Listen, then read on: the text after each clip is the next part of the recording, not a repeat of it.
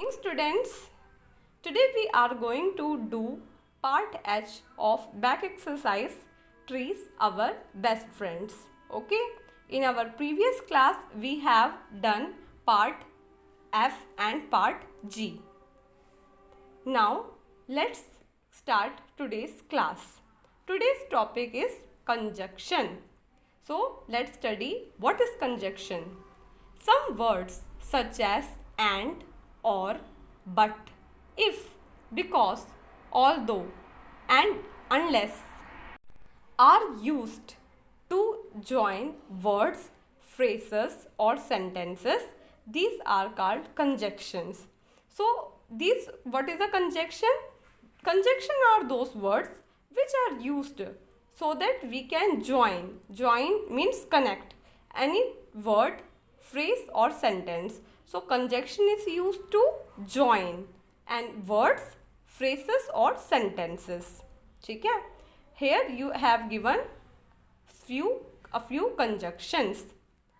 तो conjunctions क्या होते हैं? जब हमें कोई दो वर्ड्स को, सेंटेंसेस को या फ्रेसेस को जो है ज्वाइन करना हो, जोड़ना हो, तो हम कंजक्शन का यूज़ करते हैं. यहाँ पे आपको कुछ कंजक्शन दिए गए हैं जैसे एंड, और, but, if, because, although, unless. ये सब आपके कंजक्शन हैं. बट हम आज की क्लास में एंड और बट के बारे में ज़्यादा पढ़ेंगे. ठीक है. In part H, what you have to do, underline the conjunction in these statements. So here total 5 sentences are given and you have to underline here sentences. Sentences are given and you have to underline the conjunctions. What is a conjunction? That join words, phrases or sentences. I looked for my pet dog, but I could not find it. So here two sentences are there. I looked for my pet dog, I could not find it. It is connected with a conjunction but. यहाँ पे देखो, मैंने अपने pet dog को ढूंढा, ये एक sentence है. I could not find it, मुझे वो नहीं मिला, ये दूसरा सेंटेंस है. ये दोनों एक कंजक्शन से जुड़े हुए हैं जो कि यहाँ पे है बट, इसलिए यहाँ पे इसको अंडरलाइन करना है. सेकेंड इज आई वोर अ रेनकोट, मैंने एक रेनकोट पहना. इट वॉज रेनिंग, बारिश हो रही थी. तो जो ये एक सेंटेंस है, ये दूसरा सेंटेंस है, इसलिए इसको बिकॉज से जोड़ा गया है. क्यों? क्योंकि बिकॉज का मतलब क्योंकि. मैंने एक रेनकोट पहना क्योंकि बारिश हो रही थी. मैंने अपने पेट डॉग को ढूंढा पर मुझे वो नहीं मिला. ठीक है. तो ये मीनिंग है. बट का मतलब पर, बिकॉज का मतलब क्योंकि. You can not catch the bus, ये एक सेंटेंस है. यू रन फास्ट, ये दूसरा सेंटेंस है. और ये जुड़ा किससे है? अनलेस से. कि तुम कैच का मतलब बस नहीं पकड़ सकते जब तक तुम तेज नहीं, जब तक कि तुम तेज नहीं दौड़ोगे तो तुम्हें बस नहीं मिल सकती. ठीक है. तुम तेज नहीं दौड़ोगे तो तुम्हें बस नहीं मिलेगी. तो ये अनलेस से जुड़ा हुआ है. ठीक है. यानी कि ये वो है कि भाई अगर आप तेज नहीं भागोगे अगर, तो आपको बस नहीं मिलेगी. फोर्थ है सोहिब एंड वासिफ आर ब्रदर्स. सोहिब और वासिफ जो है भाई है. तो एंड का मतलब क्या होता है हिंदी में? जब हम बोलते हैं ना सोहिब और वासिफ भाई है, तो वो और को इंग्लिश में एंड लिखा जाता है.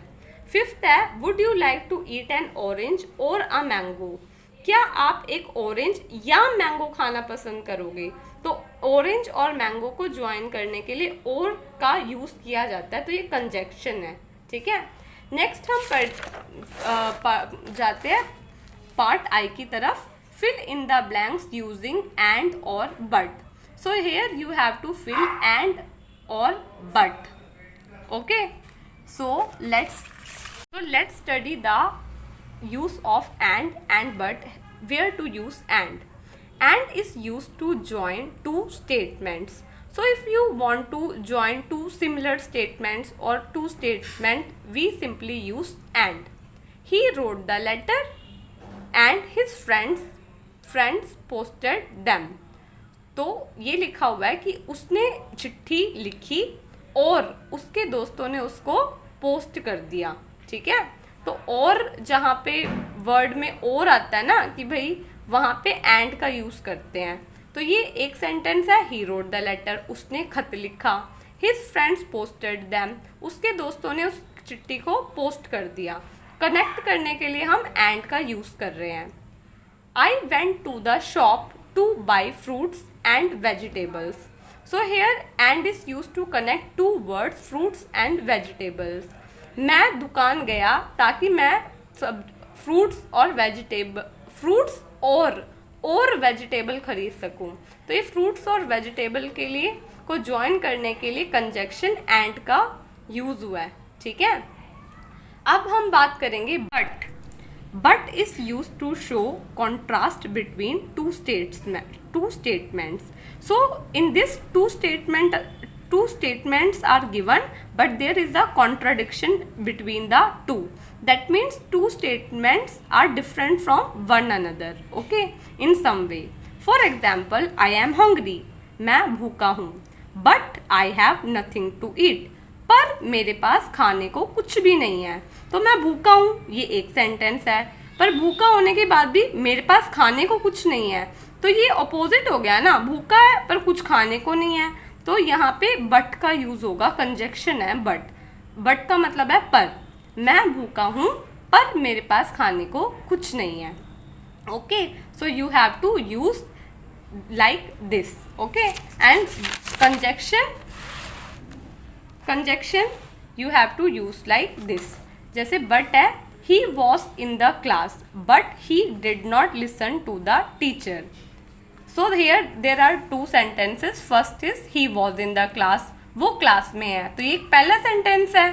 He did not listen to the teacher, उसने टीचर को की बातों को, जो भी वो कह रहे हैं उनको नहीं सुना, ठीक है। तो ये दो सेंटेंस को ज्वाइन कर रहा है कि वो he was in the class, वो क्लास में था, but he did not listen to the teacher, but उसने टीचर की बातों को नहीं सुना था, ठीक है। पास्ट में है, तो ये कॉन्ट्राडिक्शन है ना। अब आप क्लास में हो तो टीचर की बात सुनोगे, बट ये नहीं सुन रहा, तो ये अपोजिट चीज होगी, इसलिए हमने यहाँ पे बट का यूज किया है, जो कि एक कंजक्शन है। So like this you have to fill in this. First, I went to the shop to buy fruits and vegetable. मैं दुकान गया ताकि मैं फ्रूट्स और वेजिटेबल खरीद सकूं। तो ये दो चीजों को सिंपली ज्वाइन कर रहा है, और का मतलब आ रहा है यहाँ पे, ठीक है। I ran fast but I could not catch the train. बस मैं तेज भागा पर मैं बस नहीं पकड़ पाया। तो तेज भागा तो बस पकड़नी चाहिए थी, पर वो नहीं पकड़ पाया, तो ये अपोजिट हो गया, कॉन्ट्राडिक्शन आ गया, इसलिए बट का यूज हुआ है। He is thin and tall, वो लंबा और पतला है। तो एंड दो चीजों को सिंपली कनेक्ट कर रहा है, कोई कॉन्ट्राडिक्शन यहाँ पे नहीं है। Sweety can sing and dance, तो यहाँ पे भी कोई कॉन्ट्राडिक्शन नहीं है, स्वीटी गा और नाच सकती है, ठीक है। और वर्ड का मीनिंग आ रहा है इसमें। He is noble and honest, वो एक महान और सच्चा आदमी है, और यहाँ पे भी कोई कॉन्ट्राडिक्शन नहीं है, इसलिए एंड आ रहा है। बट जो अपना लास्ट सेंटेंस है, he wanted to play but his mother did not allow him, वो खेलना चाहता था पर उसकी मम्मी ने उसको परमिशन नहीं दी, अलाउ नहीं किया, ठीक है। तो यहाँ पे भी जो है, यहाँ पे भी आपका कॉन्ट्राडिक्शन आया है, इसलिए हमारा बट लगा है, ठीक है। So you have to do like this. So I hope you understood how to use and but in any sentence. Now moving on to communication skills part I. This you have to do it yourself. Name of 8 flowers which are hidden in the grid. Circle them and write them down. So this is a grid. Okay, this is a grid. So you have to find the name of 8 flowers which is hidden in the grid, and you have to write it down. So first try to do it yourself, okay, and then you can match the answer from the PDF, okay. So this is your homework. Fill this in your notebook in a very neat and clean handwriting. Okay, and this you need not to write. This is just for so that you can understand. That's why I have written all these things. You need to only write this in your book. Okay, and you have to write the name of 8 flowers. First you find out these 8 flowers from this grid, and then you have to write it down, and then you can match it from the PDF. Okay, I hope you understood today's class. Thank you so much. Have a nice day. Bye.